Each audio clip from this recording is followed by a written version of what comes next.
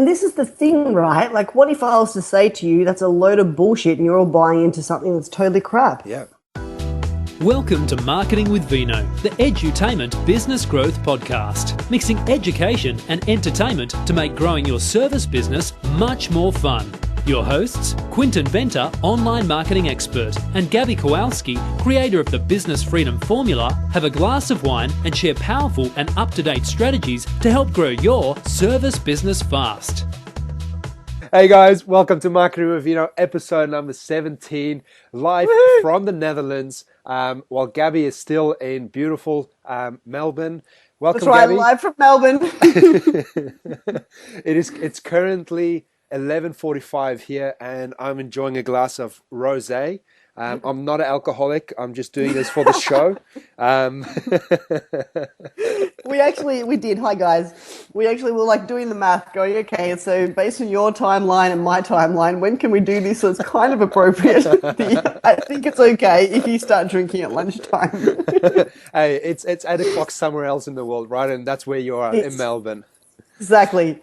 And technically speaking, like really, you just got there. So, you know, your body clock is still set to Australia. So really, you're drinking at 8 p.m. and I think that's okay. I am so pumped for this episode. It's like a long journey getting here. And this is one of the big things that I've been looking forward to record this. And guys, for those of you listening, next week we're going to be in the wine regions of Bordeaux. So I'm going to think about how I can actually get a bit of live streaming happening to show you guys as we are in the countryside, the wine region, doing a Marketing with Vino episode. I think that would be epic. That would be epic. I'd like to see that. Very appropriate. I'm pretty sure everybody else that's listening is going, we'd like to see that too. So what are you sipping on? I'm sipping on a Sauv Blanc from The Crossroads. The Crossings, my apologies to The Crossings. They won some awards. There's some stickers and stuff on it. It's always important, those medals. Of course. I'm sure they mean something. Yeah, but I actually really like this wine. So to me, whenever I choose wine, I have a few criteria. And one of them is that 202 preservative is not in there because my body deserves better than that. Cool. Now, just so you know, guys, 202 preservative is not good for you. Google it. I'm on it. Let's see if it's in here. How do I know if it's in my wine? It tells you. So if it doesn't say 202, they actually have to by law list it. So if it says 202 preservative, it's not good for you. If it doesn't, then you're good to go. Okay. I am good to go. Let's get started. You're good to go. Yay. So guys, today we actually want to talk about something that we're really passionate about. And there's actually there's a seeming war going on. And I'm going to say war because there's like this us versus them thing happening within certain marketplaces. And the us versus them that we're talking about is to be mission driven and only care about adding value. And so there's this one school of thought that do what you love, you know, make a difference, focus purely on making a difference and doing what you love, and the money will come. And then there's this other whole spectrum, this other whole, pool of people that are all about profits. Yep. Make more money, 6 figures, 7 figures. So you'll even see people advertising to you, and they're either going to be advertising to the calling in you that's to make a difference on the planet, or the calling in you that's to actually monetize. So there'll be 7-figure coach and 7-figure chiropractor and 7-figure install the whatever it is that you do. Yeah. And they're in that tribe of people that are all pro-profit. Then there's this whole other tribe of make a difference, do what you love, just make a difference and just keep adding love.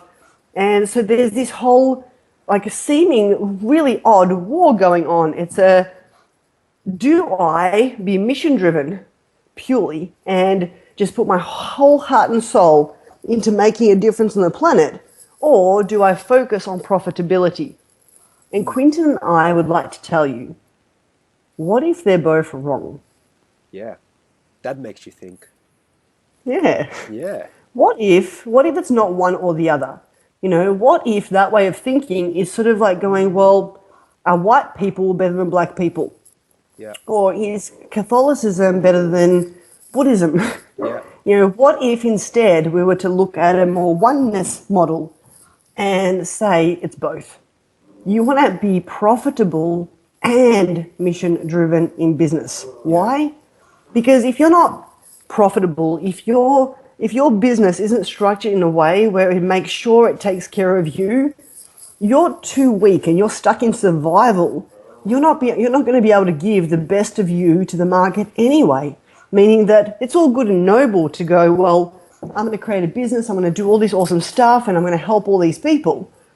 But guys, unless you're already set up super financially, meaning that, you're taken care of, you've inherited X amount of money, or, you've got family wealth, or you've already achieved huge financial success and are financially free, then the truth of the matter is, if you go into the mission model, which is let's just make a difference, let's just help people and just focus on help. And by the way, if you hear my dog in the background, Hey, puppy. she'd just like to say hello. Mia, come and say hello. Come on. Yeah. Yay. Here she is. So she just turned 1. Hey, puppy. Sidebar. Come here, honey. And so at night time, it's night time here in Melbourne, we normally record this during the day, but there's possums that literally, I don't know, I guess they party in my backyard. And she thinks it's really important to protect me from them. They are joining us for the show as well. They're probably having a They glass are. there So as you know well. what? This is just to bring some Australia to you. There's some possums, in case you missed Australia a little bit. Yeah. Anyway, back to what I was saying. What was I saying? What would you say is a ratio of, as they both are so important, what would you say is the ratio to focus on being mission driven or cash driven in the beginning of startup compared to later on when you're a bit more settled? And I think that it might cause a bit of a flip. How your business model is structured. What would you say from your experience? Honestly, in my headspace, and this is purely my opinion, so understand that that doesn't mean it's gospel. For me, it's 50-50 from the start to the finish. Okay, cool. Ask me why. Why is that?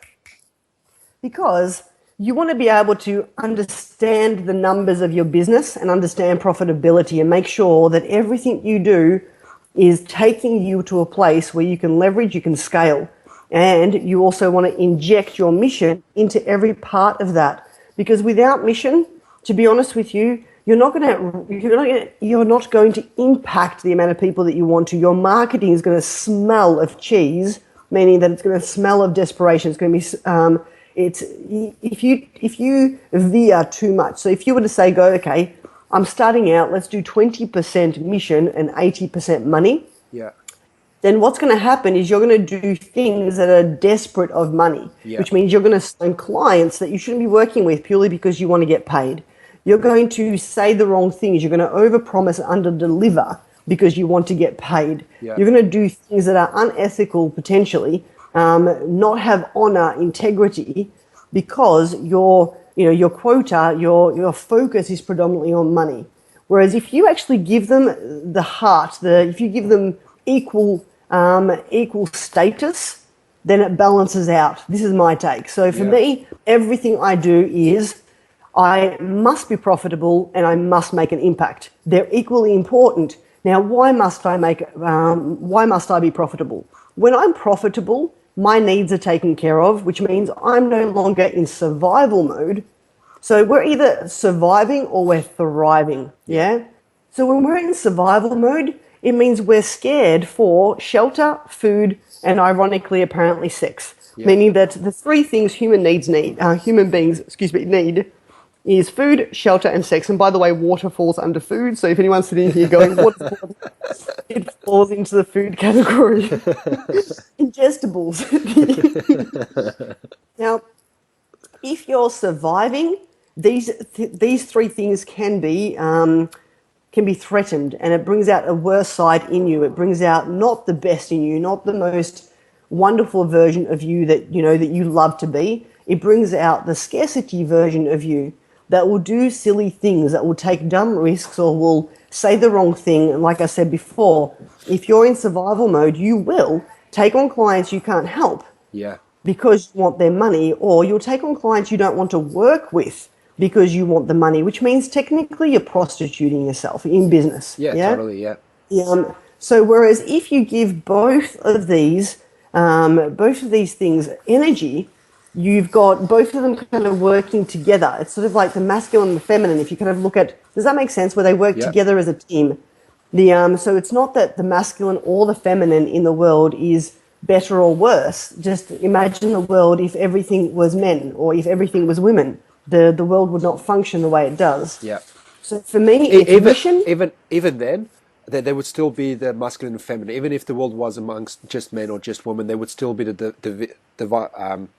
being divided upon masculine and feminine energy because they need to dance together. One complements the other, and the same goes with this. And so for me, it is a 50-50 all the way through. It's when you're starting out, it's actually balancing both. Yeah. It's not having all your focus in one or all your focus in the other. It's actually going, you know what, they work together just like the masculine and the feminine do. Yeah. You know, the truth of the matter is we live in a world of duality, which means that there's night and day. There's poor, there's rich. Yeah. There's hungry, there's full. Yeah, totally. There's beautiful, poor, there's ugly, lazy, hardworking. Exactly. We give those context meaning, yeah. Yeah, and so because we live in this world, I do believe that the best business models actually function within the world of duality too, which is let's like have two halves come together as a whole and make something new. So it's not be purely mission driven, do what you love, make a difference, and the money will come. And it's also not a focus on money, money, money, and prostitute yourself, Yeah. and life will be great. The truth of the matter is, I believe that where true fulfillment, where true satisfaction, where true like epic awesomeness is created is when you have both in business, where you're smart enough to understand your numbers, where you know that your products, your packages, everything that you deliver is priced at a point that is actually profitable for your business. What do I mean by profitable? It means that you're not going backwards, you're going forwards. Yeah. It means that, that your revenue, the money that's coming into your business can very well sustain you and your business growth, Yeah. which means that you're not surviving anymore. You've moved into thriving. When you're thriving, that's when the best you comes out. That's when innovation is born. That's where you're not worried about all the piddly little things in life anymore. Yeah. The food, the shelter, the sex. You're not worried about the stuff that human beings have been worried about for as long as time. You've now gone beyond that point, which means now you're actually able to contribute on a larger scale, which means that now you see more. You never take on clients that you can't help. You never take on clients you don't want to work with because you believe you have to pay the mortgage. Yeah. It's your systems, your business functions in a way where it is profitable. It's a profitable machine, and you've got the ability to inject money into cool stuff. Yeah. So if you try and tell me, I want to make a big difference, and I'm not going to focus on money, I'm just going to focus on making a difference. Well, you know what? I'm going to crush your reality here, because the truth of the Freudian slip. The truth of the matter is, without money, you're not actually going to be able to make the impact you want to. Meaning that if you really want to make a big change, have a look at some of the big things that go on this planet. And what you'll find is behind all of that is the biggest philanthropists on this planet. And they are successful business owners that profit in their business. They're able to then inject millions of dollars into worthy causes. Yeah. So, with this, to me, Quinton, I invite you to fall in love with money, fall in love with wealth, because it's a friend, it's an ally. And it's funny, do you know what I've realized over the years? That money is the biggest amplifier of your own spirit and soul. Some people is. Yeah. So some people, have all these different hang-ups around money. And just a couple of weeks ago, I ran an event called, it was The Wealth. It was actually a guest spoke at a friend's event. It was about wealth consciousness. And we called it the Wealth Intensive. And we actually spoke about all the different, all the different programs that some people have around money that cripple them in some way, shape or form, because somewhere when they were 7 or 5 or 3 or whenever, they learnt stupid things like money's the root of all evil, only bad people have money. They learnt all these crappy things, and poor money, copped it quite hard. Yeah. The truth of the matter is money is empty and meaningless, but of the meaning and value that you give it means that, for you, to me, every single time I increase my my wealth, what I notice is I get more full expression of myself. So if you're naturally big-hearted and you're naturally generous, guess what happens when you get more money? You amplify that. Yeah, Yeah. total amplifier. If you're an asshole when you're broke, I promise you're an even bigger asshole when you make money. But you know what? That's not money's fault. That doesn't make money the root of all evil. That makes money an amplifier. Thank you for saying that. It's something that speaks to my heart, where people might be too scared. They fall in that trap, as you're saying, the money is the root of all evil. They fall in that trap where, yes, they are mission driven, but they might be a little bit too scared to actually ask for that money because they don't think they're worth it of reciprocating it. And what they then do with that money is whatever meaning they've given it as to, is that feeding their greed, is that feeding their assholeness, or is that feeding and amplifying them being able to send out their message? And you know what? It wasn't until I think about a year ago that the turning point was for me as to where am I investing my money in that I'm getting from clients. And it just goes back into my perception is, where can I reinvest this money in to keep expanding, to keep amplifying, to keep reaching more, to keep making the experience better, to keep sharing so much more love. And that naturally gets returned once you put the right energy behind it. Because the moment that would have gone into my own selfishness of my own needs, and yes, you do have your own lifestyle, but if it was to be blocked there, then it's dead money. Then it just ends, and that drains.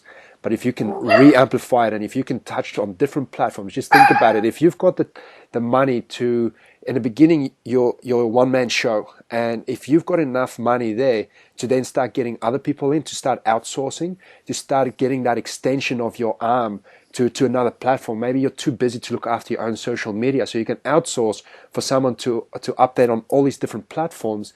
Therefore, you're actually putting that money into use to amplify your message to so many different people, and that is putting money into great use. Love what you're saying. See, this is the thing, that if you're listening, of course you're listening because you wouldn't hear what I'm saying. Yeah, as you're listening to this, and if you were in that one camp of mission driven and everything I do is for others and I'm not going to focus on the money will come mentality, understand this, that if you were to take some of your focus and make sure you're profitable and do some stuff to ensure that you've actually got phenomenal marketing, bringing people in so you can make a bigger impact, and you've got the revenues to actually reinvest, understand for yourself that you can't make the difference you want to make as a one person. Every single person I know that's made an epic difference on this planet has done it as a team. Yeah. It's not just one person. Even if you were to look behind the scenes of, like we're talking Mother Teresa or Jesus. Jesus had his apostles. I promise you, Mother Teresa had a team of people, like people that backed her, so she could do what she does. Yeah. You want to be able to be in a place where you're focusing and doing your genius and working in the way that is your absolute genius, and you want to get all the other stuff around business outsourced as quickly as possible. And what I mean by that is hiring staff, is putting people in place that can actually take care of the stuff that, it's funny, a while ago I learnt, this was really cool. And I do a shout out to Taki Moore here from CoachMarketingMachine.com. It was about a year and a half ago, and I was on one of his webinars, and he says, the biggest mistake most people make is they try to become masterful at the shit they suck at. Yes. Meaning that, yeah. I'll put my hand up for that. Yeah. And he goes, look, what you want to do is you want to identify what you're already a genius at and spend most of your life becoming even better and just spending most of your life in that flow of being in your genius, which is what makes you happy in the first place, and give other people the opportunity to live in their genius by getting them to fill the different holes in your business, to fill the things that you don't want to do. So, for example, I don't really, I respect technology, I respect tech. I really do. I appreciate what it does for me, but Quinton will tell you I am the god of technology myself. We kind of don't get, like, we don't speak the same language. The technology is not my genius. Like, literally, I was like, I've always been behind the eight ball. I got onto email years after people were using email, like behind the eight ball. Yeah. However, if I had have spent all my energy becoming great at technology, becoming great at managing my own website and running my own, like, just advertising and doing any of the techie stuff, my own CRM, if I put my beautiful energy into that, I promise you my soul would die. Yeah. You would burn the candle on both sides. I would, totally. It's this whole it's this whole sort of beautiful metaphor of, a fish. A fish will be completely friggin' deemed unworthy if you try and make it climb a tree. Let the fish be in water. Don't try and make the fish inside of you climb a tree. It's not what it's meant for. So to me, when I look at business, when I focus on making an impact and making a difference and on profitability, I think to myself, how can I use my profitability to help other people live in their genius and build my team with people that are on my mission, that want to make an impact. They want to make the impact I want to make on the planet. And now they have the opportunity to be a fish and swim in water. I get to be my fish. And then I just keep building a team of fish swimming in water and no one's climbing trees anymore. Yeah. And this is where epicness exists. This is where all of a sudden you've got the energy, the vitality, the inspiration to come up with innovative ideas because you're not drained trying to climb a tree when you're a fish. Yeah. And it also removes overwhelm. It removes the thought of you have to do all of these things and you got to do this, you got to do that, and you need to learn more about that. It takes that away and you can put more of your energy into being you and focusing on your strengths. And I guess it's what Gary Vaynerchuk talks a lot about. It's self-awareness. That if you lack the self-awareness of where your strengths and your weaknesses are, you're almost doomed to making yourself go upstream. But if you know exactly what your strengths and your weaknesses are, that you can then amplify that and keep honing on your strengths and get someone else to work on your weaknesses that is their strength, that is when you go downhill with the downstream and you've got complete control where you're going. You've got a whole team. It's a beautiful thing. Like, think about it, guys. Think about the world that we've sort of that we're in, quite frankly, sort of. We are in, there's a certain kind of conditioning and a programming that's been placed into us which isn't right. It is, we value the people that struggle for some weird reason on this planet. The ones that seem to go through the biggest turmoils or, do big, terrible things, like terribly hard things, get the big awards. It's like, oh, that person, no legs, no arms, swam the, English Channel or whatever. I'm not sure if that's actually ever happened, but or that person. You're so right, yeah. But it's the stupidest thing ever. It's like we're rewarding people for not working in their genius, for struggle. We reward struggle. Yeah. Why aren't we rewarding flow? Why aren't we rewarding intelligence?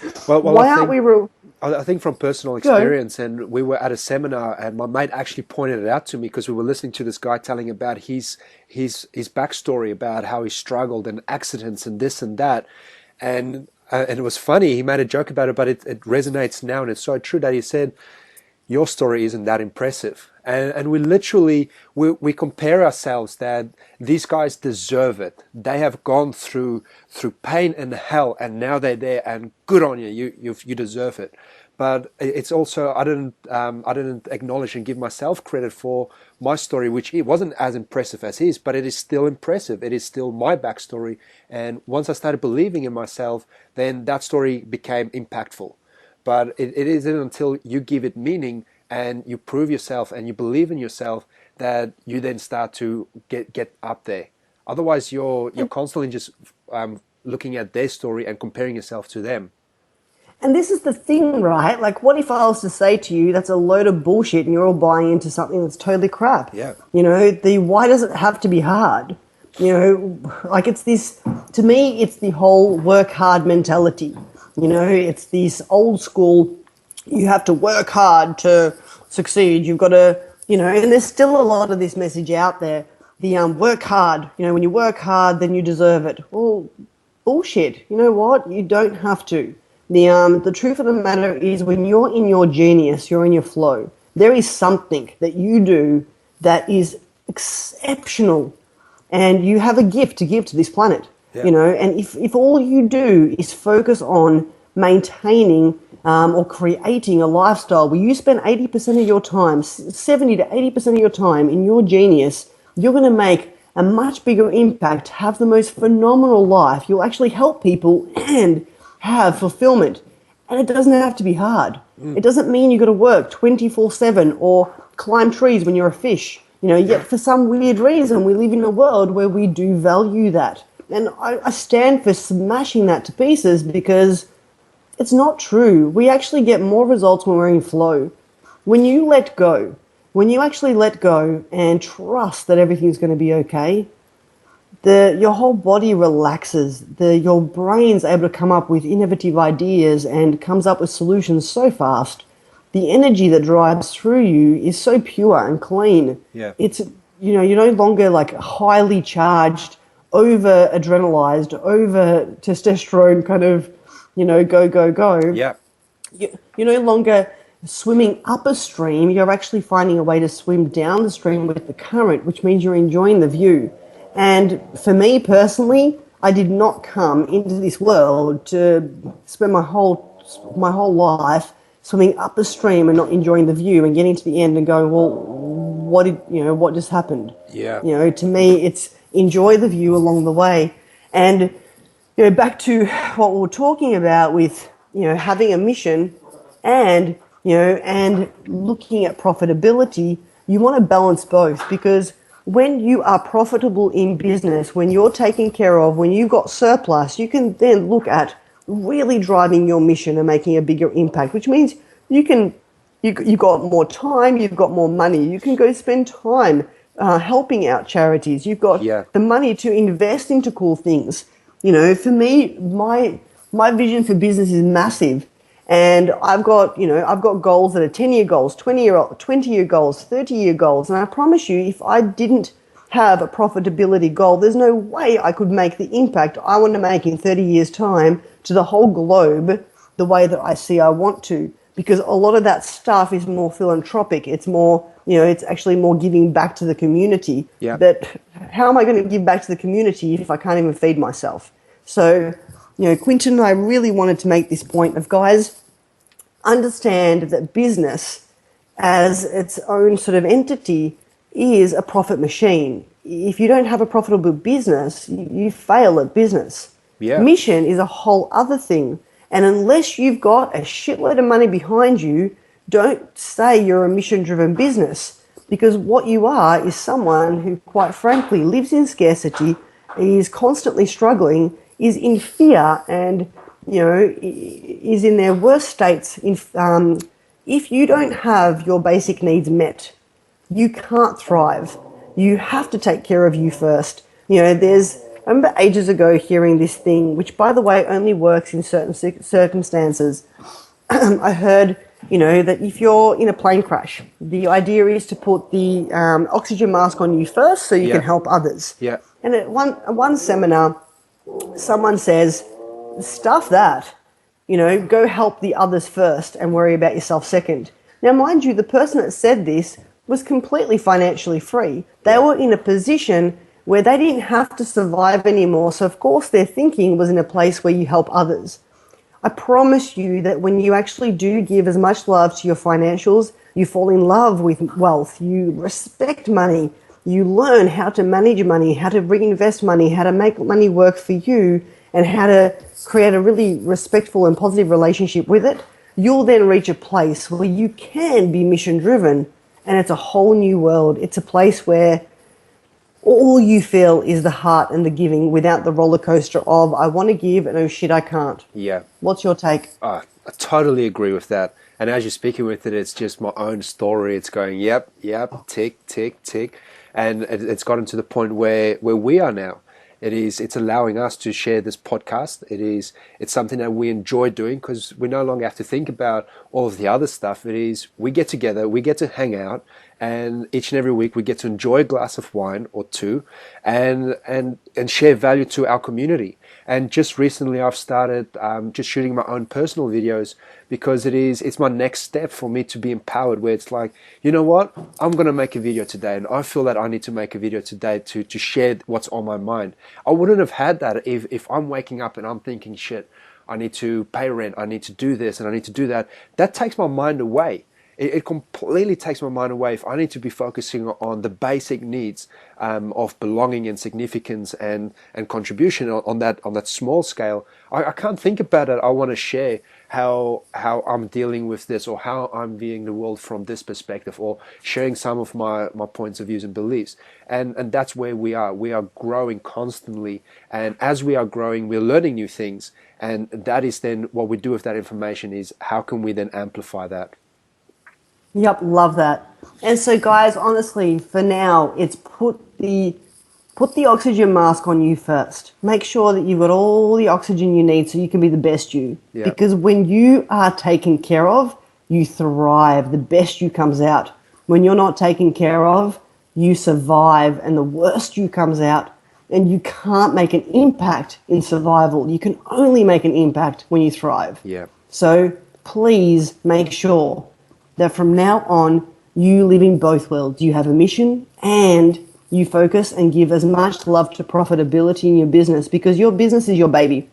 And profitability is its food, its oxygen, its diapers, it's, you know what, profitability for your baby. Yeah, profitability for your business is the food, the shelter, the sex.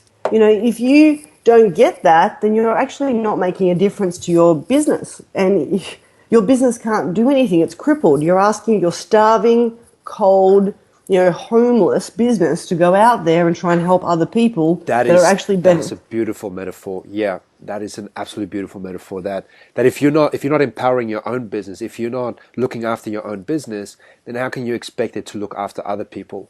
And if you look at that from a homeless person, yes, they are still giving, but they also reach a point where they are struggling themselves. And if you can look after that in the beginning and thrive through that, then you're going to make a much bigger impact. That's right. Stand for make your business strong so it can go out there and be a warrior for others. Wow. This has been awesome.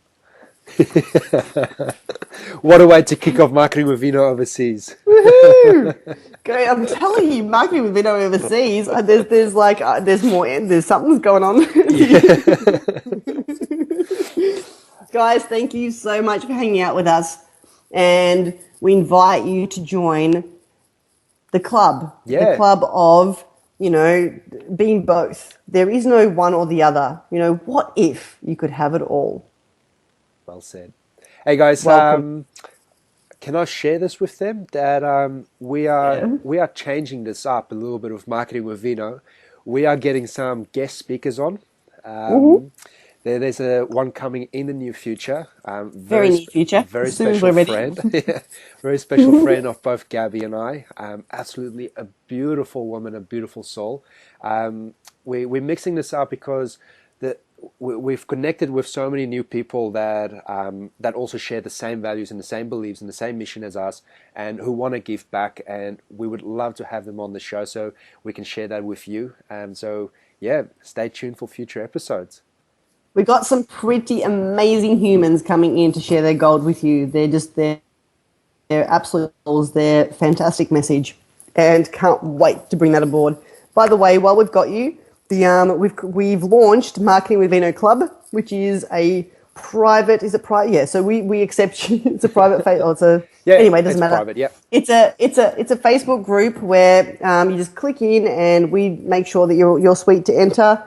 We let you in, and in this particular forum, it's a forum where you can ask questions, where after an episode you can actually ask specific questions. There's resources. You get access to us, not just by listening to us, but actually to have a two-way conversation, and we would love to hear from you.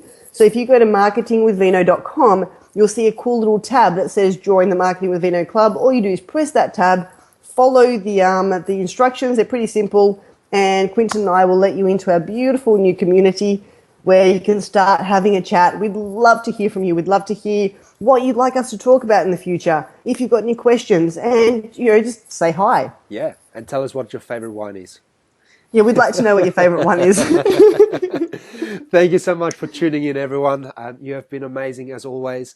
Look forward to the next episode that will be traveling overseas. And yeah, thank you for your time, Gabs. Ciao. Thank you, beautiful. Bye. Ciao, awesome. Bye-bye.